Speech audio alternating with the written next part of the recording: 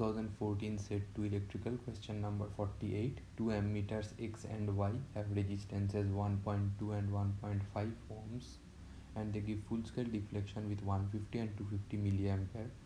For range extension up to a collective measurement of 15 ampere, these ammeters are connected with shunts and then placed in the circuit in which total current is 15 ampere. For NPTEL reference, you can refer to the lecture number 13 ammeter part 1 of the NPTEL course Electrical Measurements and Electronic Instruments by Professor Abhishek Chatterjee, Department of Electrical Engineering, IIT Kharagpur. The point to note here is that the ranges for both the ammeters which are connected together in a later circuit are extended by connecting shunts so as to give full scale deflection for both the ammeters at 15 ampere.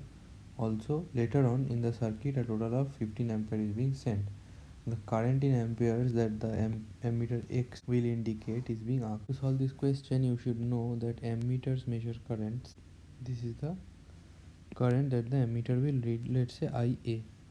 Now, this ammeter has some threshold that if you send some current I greater than this threshold, it will see full scale deflection.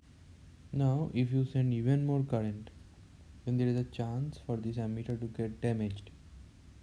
For this, shunts are connected such that high current is bypassed through this shunt and a linear arrangement is being made, and this is rescaled such that it actually does not carry that much high current but can read the extra current that you are sending.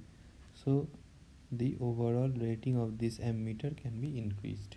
This is called range extension, and this is done by shunt arrangements as we have discussed.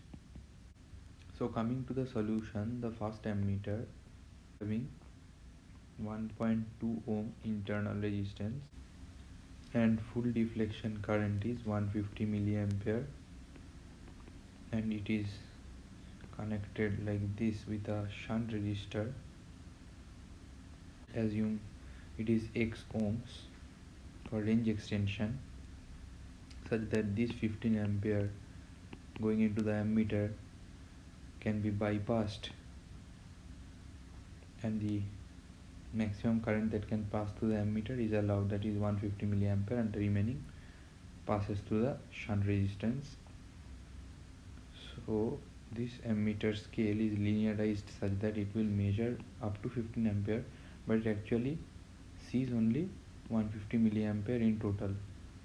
Remaining currents are bypassed. Remaining current is bypassed via the shunt arrangement. Now the current that is going through the shunt is 15,000 minus 150 milliampere. Similarly for ammeter 2, this is of internal resistance 1.5 ohm. The current, it also has been range extended up to 15 amperes. So 15 ampere if individually goes through both these ammeters, this is, let's say, have shunt resistance Y ohms, and then the remaining current excluding the full scale deflection current, which is 250 milliampere for this ammeter. So remaining 15,000 minus 250 milliampere current flows through this shunt arrangement. And now you see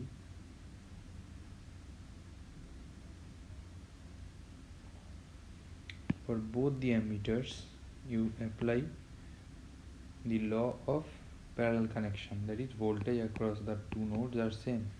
So I into R for this branch and I into R for this branch both are same. So applying the same concept, 150 milliampere into current, this current into resistance is equal to, for this branch, resistance into 15,000 minus 150 milliampere. Similarly for here, 250 milliampere into 1.5 ohm equal to this resistance into 15,000 minus 250 milliampere. So now milliampere gets cancelled on both sides. and the value of x and y are found out to be 0.012121 ohms and y is 0.0254 ohms. We now know the modified arrangement that is being made by shunt connection for range extension for both the ammeters. Now we can see when both these ammeters are connected like this for enhancing the range. This has x, this has y, and both these are connected like this. And now if we send 15 ampere, this overall is ammeter 1,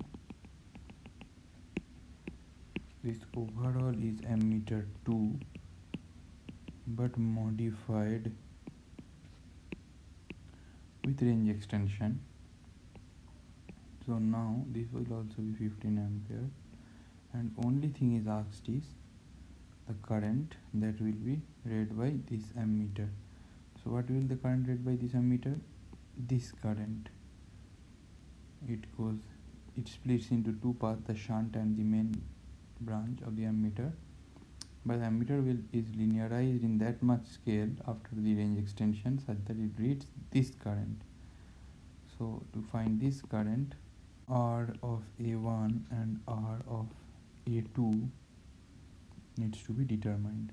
So R of A1 equal to 1.2 ohm parallel x ohm. This is 1.5 ohm parallel y ohm. Now here we know x equal to 0.0121 and y equal to 0.0254. So we find RA1 and RA2 as 0.012 ohm, 0.025 ohm.